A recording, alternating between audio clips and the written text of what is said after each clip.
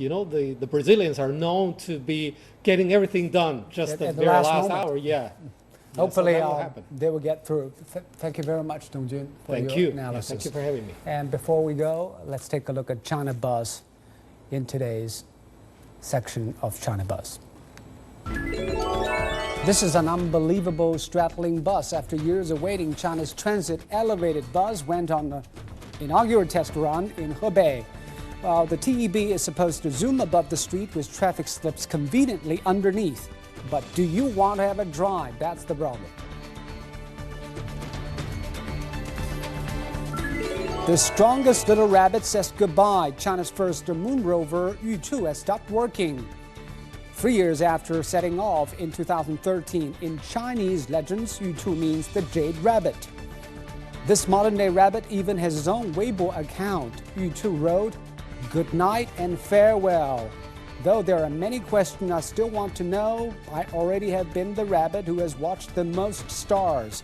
The moon has prepared a long dream for me. I don't know whether I will stay in the moon or go back to Earth to find my master. Whatever, good luck." And a farmer sells 3,000 kilograms of watermelons in only 11 days. How he managed to do that? Gu Xinliang of Hunan province decided to carve characters, Chinese characters, on his fruit when he had a hard time selling them. Well, the beautiful calligraphy turned his watermelon into pieces of art, and definitely they sell pretty well.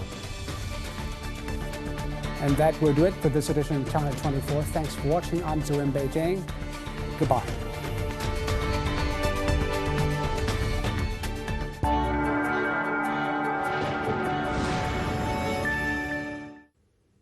Welcome to the World Weather Report. My name's Rowan Malhotra. Our story today takes place in China, where across the southwest we're looking at heavy to torrential rain for Thursday, especially in the regions of Guizhou and Yunnan, with isolated pockets of extremely torrential downpours, especially closer to the border regions. Looking at Friday with very similar effects, moderate to heavy amounts of rain with, again, isolated pockets of torrential downpours. Looking across the southwest for Friday, we're going to see moderate amounts of rain in Lhasa through to the east in Chengdu, light amounts of rain right through to heavy downpours to the south at Kunming. In Yunnan, light to moderate amounts of rain, day highs in the early 20s. Across the south, the heat wave has temporarily disappeared. However, it remains in Fujian, set to continue at 35 degrees and above, at least for the next few days.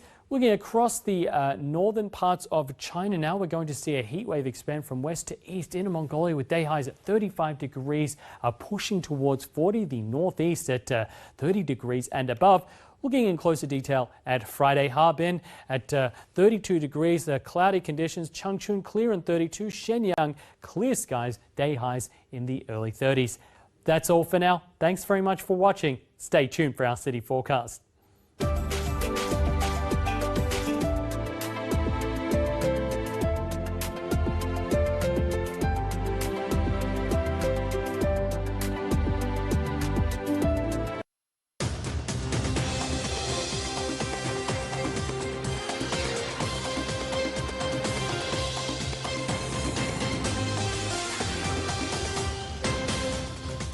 Most of the athletes have arrived and the first football match is already underway. 2 days to go until the Olympics opening ceremony. We'll have a report from Rio. Crash and burn. A jetliner with 300 aboard makes a crash landing at the Dubai airport, engulfed in smoke and flames. But all the passengers and crew escaped with their lives. Live from Washington, this is the CCTV America News Desk. Hello and thanks for joining us. I'm Elaine Reyes in Washington, D.C. Just 2 days to go until the opening ceremony for the Rio de Janeiro Summer Olympics. Football has already kicked off and the Chinese women are playing Brazil at the moment, and Brazil is 1 goal up. Canada is beating Australia 2-0. CCTV's Joel Richard reports from Rio.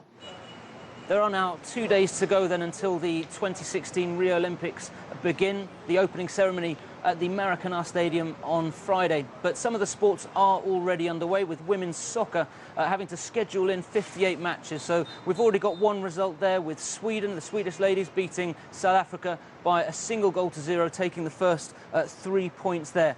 Elsewhere, many delegations are still arriving. Of course, the Chinese team is the largest that has been sent to a Summer Olympics, apart from obviously when they were hosts of the Beijing 2008 Olympics. But the China flag now is flying at the Olympic Village, with over 416 athletes to be representing the country over the coming 2 weeks. Elsewhere, the Olympic torch is now in Rio.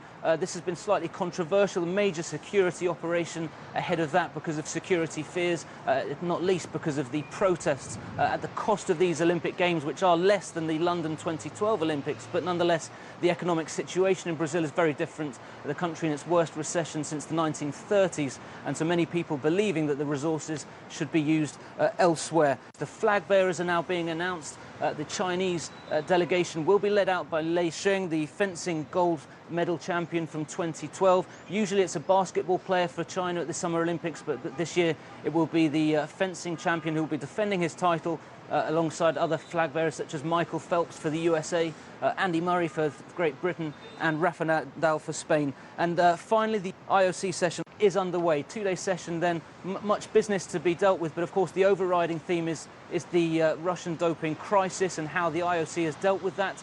The President, Thomas Bach, has defended the IOC's decision on this. Many delegates have been, though, pointing out that a review is absolutely necessary for the future of the sport. But just to finalise then, the IOC is also looking ahead to Tokyo 2020, the next Summer Olympic Games, where they're deciding over the possible inclusion of 5 new sports, including skateboarding, surfing, climbing, karate and basketball. Joel Richards, CCTV, Rio. And stay with CCTV for continuing coverage of the 2016 Olympics. We'll bring you the very latest news from the Games, profiles of the athletes, and behind-the-scenes video. We'll also have extended coverage online at cctv-america.com. Now to Asia and another Pyongyang provocation. The Democratic People's Republic of Korea fired 2 ballistic missiles. The Republic of Korea and Japan say one exploded right after launch and the other fell into Japanese waters. Japan labeled it a grave threat to its security. This is the latest in a series of test flights by the DPRK. Analysts say it's in response to U.S. plans to deploy a missile defense system in the ROK, as well as upcoming U.S. ROK military exercises. China has launched a South China Sea website. The State Oceanic Administration says the aim is to publicize China's policies. It comes complete with historical maps, historical proof, articles, research, and the legal basis for China's claims in the disputed waters. An international tribunal last month found China's sovereignty in the South China Sea has no legal basis. China did not participate in the case and rejects the result. Japan's prime minister is shaking up his cabinet. Shinzo Abe named 11 new appointments, including conservative ally Tomomi Inada. She will serve as defense minister. The 57-year-old lawyer is the second woman to hold the post. She's also known for her strong nationalist views, and experts suggest her appointment could strain relations with Japan's Asian neighbors, especially China. The new cabinet is expected to try to spur more economic growth. South Africans could hand their ruling party its biggest blow in more than 20 years. Local elections are underway, and the African National Congress is under fire for corruption and mismanagement. Yulisa Njamela reports from Johannesburg. Political parties here, opposition political parties in particular, are miles apart when it comes to ideology. For instance, I'll give you an example. If one belongs to the Democratic Alliance, which is the second largest political party in this country, they are accused of being what is called sellouts because it's a party that is rooted in white people's ideology, if you like, especially before 1994. And if one wants to belong to a party called the Economic Freedom Fighters, they are labeled as radicals. So the ANC might still have a leeway. The other important factor, the ANC being a former liberation movement, there's a lot of sentiment still attached to it, especially it being a party of former President and humanitarian Nelson Mandela. The major issues, Elaine, would be lack of jobs, poverty, and equality. And you would know that this is a country that had many black people suffering on the peripheries, on the outskirts of the economic hubs of the country. So those are the main things that they're struggling with in this country. But even so, it is very unlikely that the party they believe has taken them out of, colonization will lose. That was Julie.